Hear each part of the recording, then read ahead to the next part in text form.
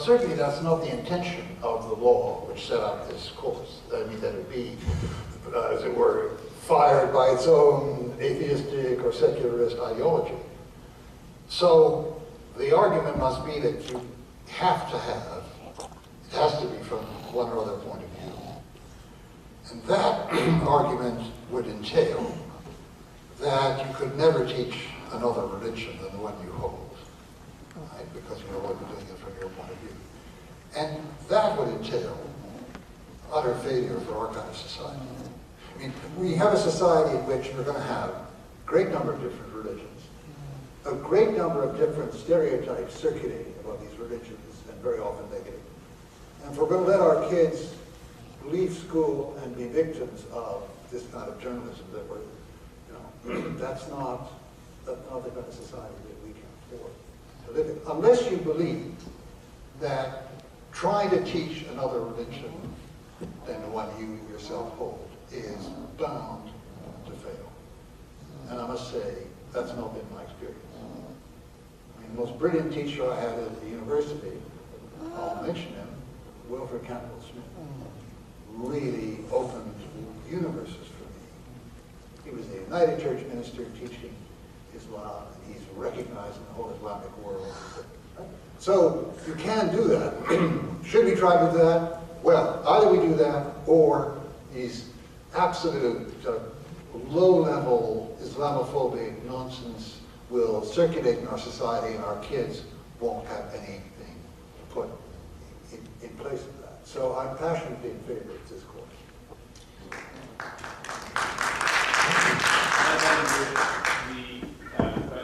Insisting that Loyola College, which has been doing precisely what you're talking about. Yeah, that I didn't know about. That sounds to me like a very bad move. I mean, that if they're, I think I see what you mean, because they want them to teach exactly that same course. That seems to me to be really, I would say, a mistake. I mean, because if you're going to have confessional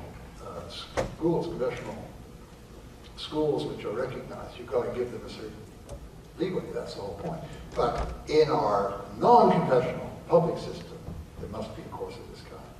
Of course, the question of education could also be a whole other debate as well, and you want to intervene as well. Of course, Loyola College is a private college, and they already taught on religions before the new program. That's the debate. It's very specific. So it will be interesting to follow. But we live in Quebec also in a centralized society, Personally, I prefer the British system, I would say, who have all sorts of schools, private schools, denominational schools, parents decide, and also schools where you teach interfaith or religions or, But in Quebec, of course, it can be a strength for certain people, but there's one program mandatory everywhere in the private public school system So it's the way it works in Quebec. I know outside of Quebec in Canada, there's not much religious education, right? But some places have. Depends. It's much more decentralized. Yeah, I think discussion is about education of this sort. And I'm mixed, to be honest. I'm not nearly as enthusiastic as Professor Taylor is, although I think it may be it may prevent some of the, as you say, rampant Islamophobia. But the interesting thing to me is when I've talked in public spaces about this, I always ask people, okay, who gets to speak? What is the curriculum? Are we only talking about world religions? And what does that do in terms of legitimizing particular types of religion? And the challenge I always throw out to people, it's all well and good if you're talking about Islam, Christianity, Hinduism. What about the Raelians? What about the Scientologists? Rastafarians as well. Yeah, Rastafarians, Wiccans. And that's when people start to draw back. So not to reject the courses entirely, but to raise the hard questions. Who's represented? Who represents them? On what basis? Who's the authority and what's taught? Thank you very much for your question. Il nous reste du temps pour quelques questions seulement. On va aller de ce côté ici. Please go ahead, allez-y. I have a good news story about Cabana Souk, and then I have a question. I was teaching in an Orthodox Jewish religious school about 5 or 6 years ago. It was a high school. And the girls there decided to go on a tobogganing, sliding adventure. Now you have to understand that these girls, although they don't wear any niqab, they wear skirts to their ankles and all of the body covered except the face, really. And how are they going to do this? They organized the whole thing themselves, asked me to be their chaperone, and I went along. They put on their snow equipment over their regular clothing. They didn't compromise that. They ate there, having first called ahead to the sugar shack to arrange for covered tables, for the food that they could eat. They brought some things. They did the whole arrangement. I watched this thing, and I thought to myself, I grew up in Montreal in the 40s and the 50s. Not only couldn't this be arranged, but anybody who was Orthodox Jewish at that time wouldn't even dare to ask, wouldn't even think about it, they'd sit home. So that's, I think, a good news story. Now my question is for a definition, if you would give me a definition on two sets of words. One is the word reasonable, and I want to know whether it is reasonable, considered reasonable on the part of the, quote, minority religion, or reasonable to the accepting dominant religion and culture. My other pair, in this case pair, is I want to know whether you see in your minds the difference between the definitions of the words integration and assimilation. The answer to the reasonable thing is the legal definition is if it doesn't cause undue hardship to the organization in general. I mean, what you're asking for is a change in the rules or the way people do things. Right? Okay, is this going to be fiercely expensive? Is it going to stop the organization from doing what it normally does? And so these are the questions that you ask. They're very, very objective questions, right? So in other words, the answer to my question is it's reasonable to the... No, this is something you have to defend. Organization. Yeah. You have to defend it as reasonable before a court, as reasonable or unreasonable if you want to refuse it, in terms of the actual functioning of your organization, which you have to explain, and then say, we can't teach in this situation, or we're going to go bankrupt in this situation. It's not a matter of whether you think or they think. You have to prove to a judge that in terms of the functioning of your organization, it won't work. So it's a very objective thing. Now the second point was, do the panelists consider the words integration and assimilation to be the same thing? no. I'm quite interested in the other panelists as well. Professor Bott. Well, maybe I can go back to the reasonable question first, because I think I don't have as much of interest, I think, to say with respect to integration and assimilation, so I'll leave that for my other colleagues.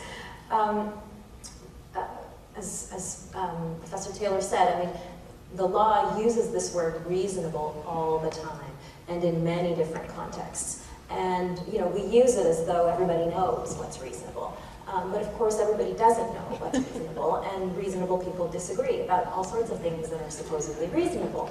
So it's supposed to be an objective standard, but it isn't. It's a standard that is, in fact, very subjective. And, what you really have to try and do is convince the court. And they're going to, it's very fact-dependent, it's very context-driven.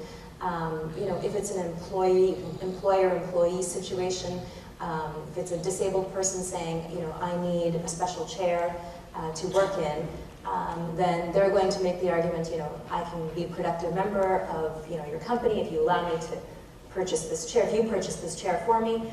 And the employer will say, oh, but given our budget, we're only 3 people in this company, and we have, so those are the kinds of arguments that are made. But the truth is, the answer is very dependent on the context.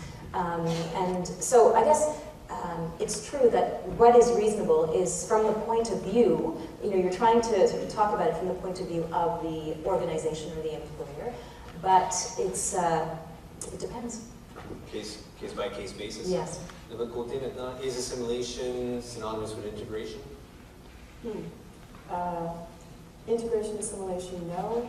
I think assimilation probably, in my view, sets aside or pushes people to set aside things that they might hold near and dear, like perhaps display of religious symbols in public. So assimilation would be insisting that no one can wear a niqab in public.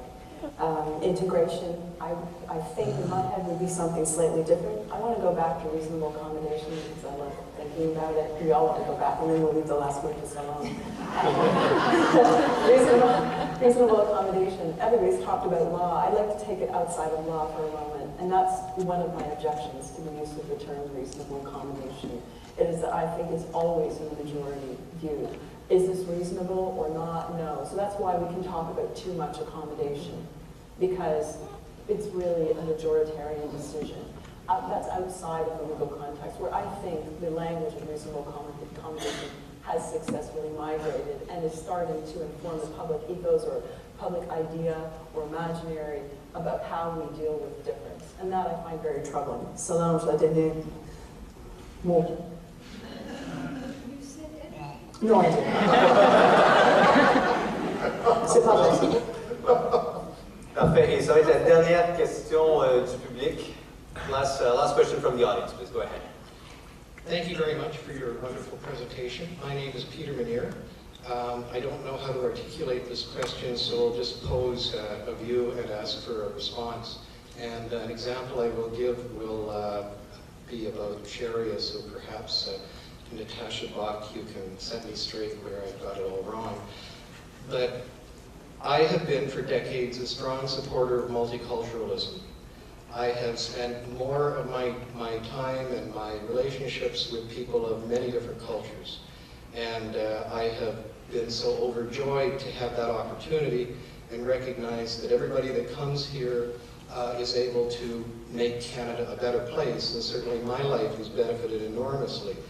So I appreciate living in an evolving society. But I've become somewhat disillusioned, or I don't feel that multiculturalism goes far enough, and nobody's defined this word adequately for me, but I think I'm moving to accepting interculturalism if that means that the people coming here can contribute and the big society can evolve into something new, not a matter of accepting the dominant society as it is.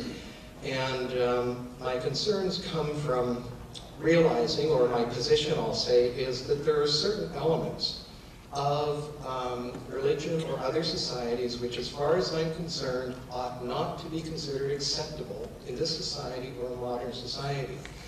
And I didn't follow the details of the Sharia debate at all. And while I have studied Islam extensively, I did not study Sharia and the history of Sharia because it's so boring as far as I'm concerned.